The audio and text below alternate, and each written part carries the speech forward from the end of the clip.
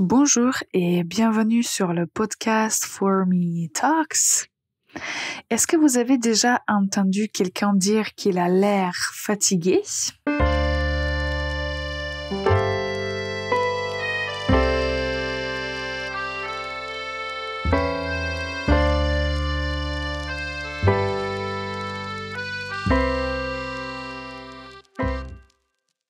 Bonjour et bienvenue pour ce nouvel épisode du podcast For Me Talks, le podcast dédié aux apprenants de la langue française. Moi, je m'appelle Ivana, je suis prof de français et je suis là pour vous aider à maîtriser les règles de la langue française. Alors aujourd'hui, on va se concentrer plutôt sur le vocabulaire, mais avant de vous dire quel est notre sujet, écoutez bien la faute de la semaine. L'ascenseur ne travaille pas. L'ascenseur ne travaille pas. Ici, on peut dire que c'est le mauvais usage du mot travailler, du verbe en fait.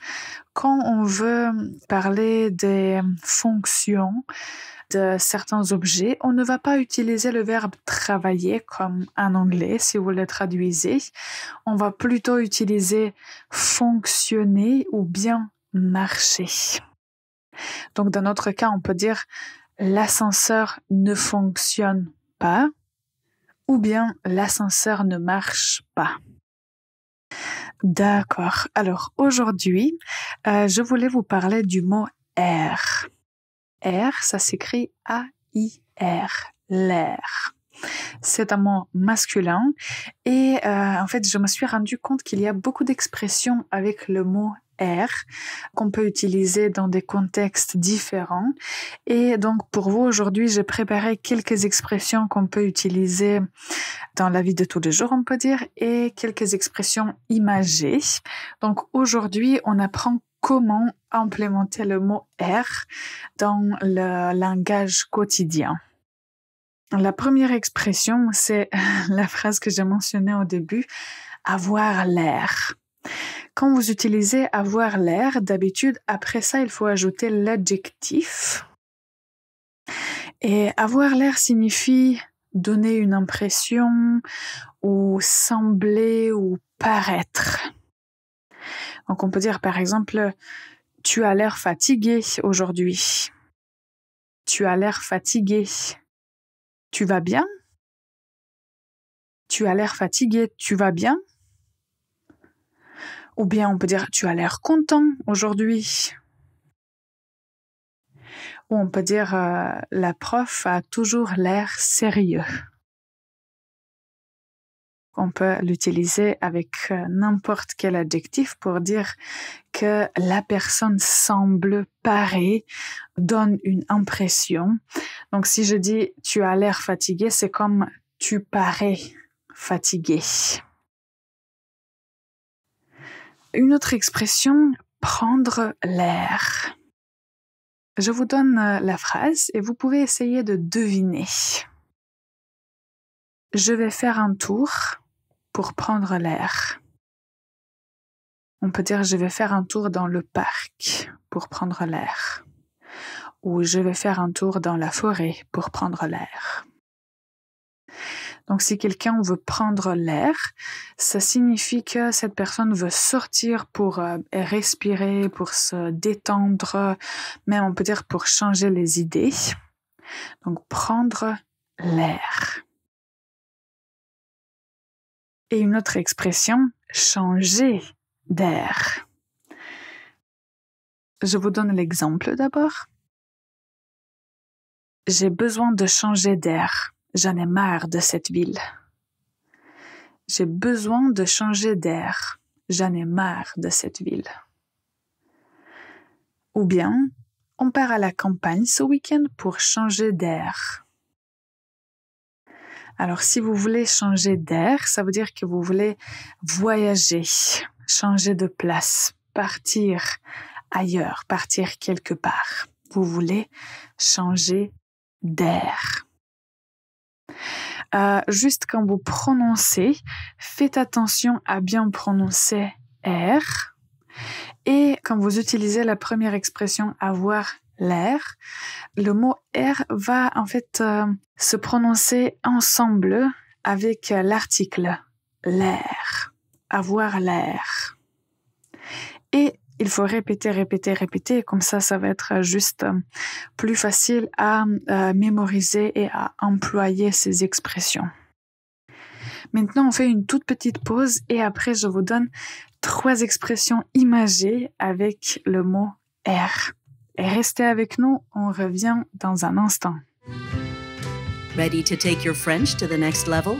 There's nothing better than one-on-one classes with one of our top French teachers. Write to info@formelanguages.com or check out formelanguages.com. Bonjour et bienvenue encore une fois pour ce nouvel épisode du podcast For Me Talks. Aujourd'hui, on parle du mot R et comment vous pouvez l'utiliser dans la vie de tous les jours. Et maintenant, on va aussi parler de quelques expressions imagées. Je crois aussi, si vous aimez apprendre le vocabulaire, si vous choisissez n'importe quel autre mot en français, c'est sûr que vous allez trouver des expressions intéressantes. Donc, si vous aimez apprendre le vocabulaire, je vous encourage à faire vos propres recherches sur d'autres noms en français.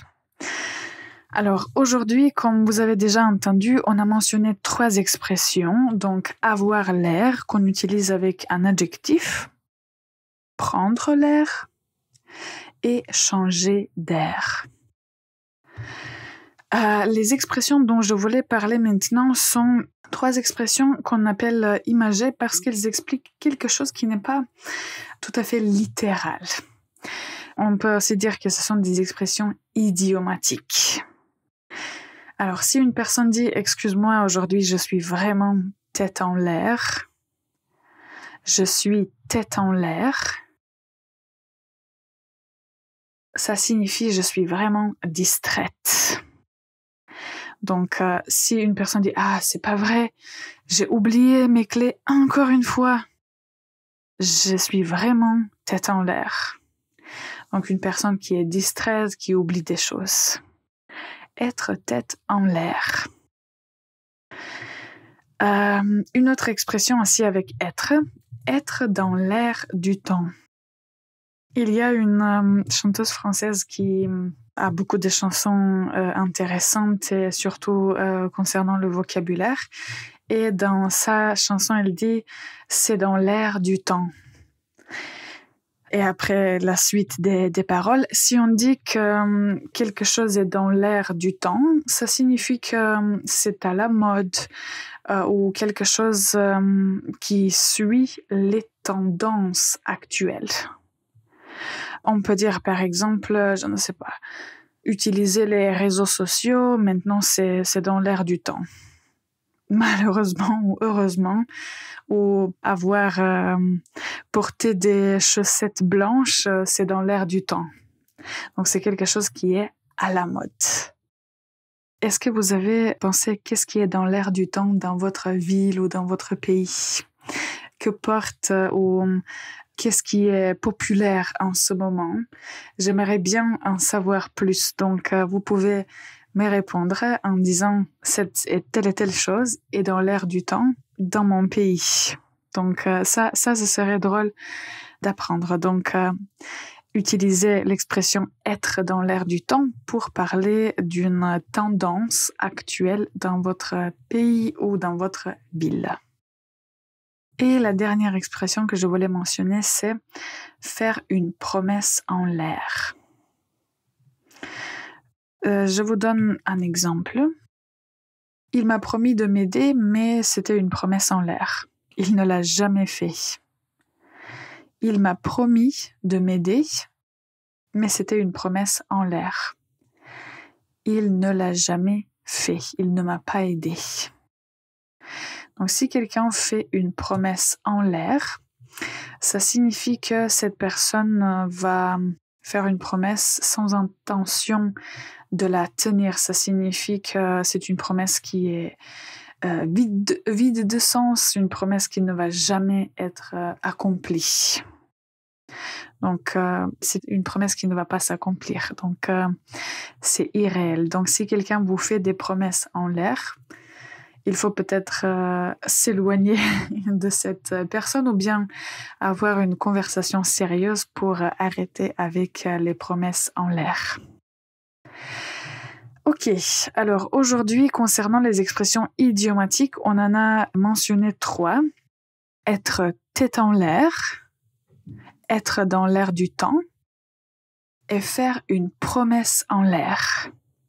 S'il y a une expression avec le mot « air » que je n'ai pas mentionné et que vous utilisez, j'aimerais bien en savoir plus. Donc, n'hésitez pas à nous écrire dans les commentaires. Et une dernière chose, si vous avez aimé cet épisode, mettez un like. Et si vous ne l'avez pas déjà fait, abonnez-vous à notre chaîne. Vous pouvez nous écouter sur YouTube, Apple Podcasts et Spotify. Donc, chaque avis ou note, c'est très important pour nous parce que comme ça, vous aidez ce petit podcast à se développer. Je vous remercie. Je remercie toutes les personnes qui ont écouté cet épisode jusqu'à la fin. Je vous souhaite une excellente journée et à la prochaine.